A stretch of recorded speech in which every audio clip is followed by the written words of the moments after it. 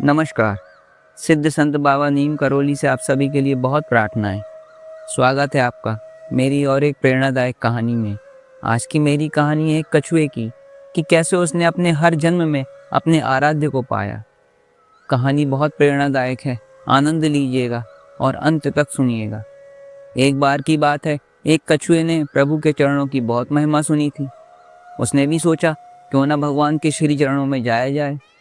लेकिन उस कछुए को तो पता ही नहीं था कि प्रभु चरण ढूंढने जाना कहाँ है और कैसे जाना है।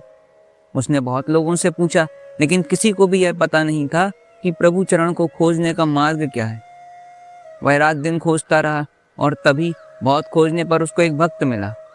कछुए ने उस भक्त से पूछा, क्या आप मुझे प्रभु चरणों में जाने का मार्ग बता सकते हैं?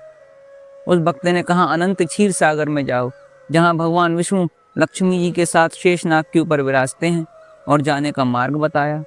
वह बेचारा कछुआ अपनी धीमी चाल से कई दिनों तक धीरे धीरे चलता रहा और चलते चलते बिना विश्राम किए हुए अपनी तपस्या से आखिर एक दिन वह क्षीर सागर तट पर पहुंच गया।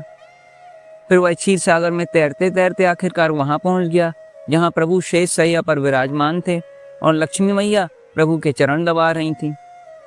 उस बेचारे कछुए ने अपने आराध्य के चरण छूने चाहे, पर शेषनाग जी और लक्ष्मी जी ने उसे यह कहते हुए रोक दिया कि तुम एक तुच्छ और अशुद्ध प्राणी हो, यहाँ से वापस लौट जाओ। और अपने अथक प्रयास के बाद भी बेचारा उदास होकर वापस लौटने लगा।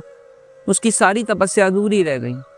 प्रभु यह दृश्य देखकर मुस्कुराते रहे और पास ही खड़े नारद जी भी सोच में पड़ गए कि एक भक्त को इतनी कठिन तपस्या करने के बाद भी अपने आराध्य से मिलने से रोका जा रहा है। प्रभु ने अपने भक्त के साथ ऐसा क्यों होने दिया? और फिर समय गुजरा। एक जन्म में त्रेता युग में वही कछुआ केवट बना। प्रभु श्री राम रूप में प्रकट हुए, लक्ष्मी मैया सीता जी के रूप में और शेषनाग जी लक्ष्मण जी के रूप में प्रकट हुए। प्रभु आए और नदी पार करने को कहा, पर केवट बोला, पैर धुलवा हुए हमसे तो ही उस पार ले जाएंगे। कहीं हमारी नाव भी अहिल्या की तरह नारी बन गई तो हम गरीबों के परिवार की तो रोजी रोटी ही छिन जाएगी। प्रभु मुस्कुराने लगे और फिर शेषनाग जी और लक्ष्मी जी के सामने ही उस कछुए रूपी केवट को भगवान के चरणों को धोने और पखाड़ने का सुख प्राप्त हुआ। समय फिर गुजरा। द्वापर युग में कछुआ अब सुदामा बना, प्रभु कान्हा बने और लक्ष्मी मैया रुक्मणी बनी और शेषनाग बलदाऊ रूप में प्रकट हुए। दिन गुजरते रहे। एक दिन सुदामा बना हुआ कछुआ प्रभु से मिलने द्वारका पहुंचा। पैरों में कांटे लगे थे, पैर कीचड़ से सने हुए थे और पैरों से बहुत खून बह रहा था। प्रभु ने अपने बाल सखा सुदामा के पैर धोए। रुक्मणी जी जल ले आईं और बलदाऊ भी वहीं खड़े होकर बाल सखाओं के प्रेम को देखकर अश्रुपूरित नेत्रों से घटना का सुखद आनंद लेते रहे। और इस तरह कछुए को अपने पूर्व जन्म की तपस्या के कारण दोनों जन्मों में अपने प्रभु के श्री चरणों में जाने का सौभाग्य प्राप्त हुआ।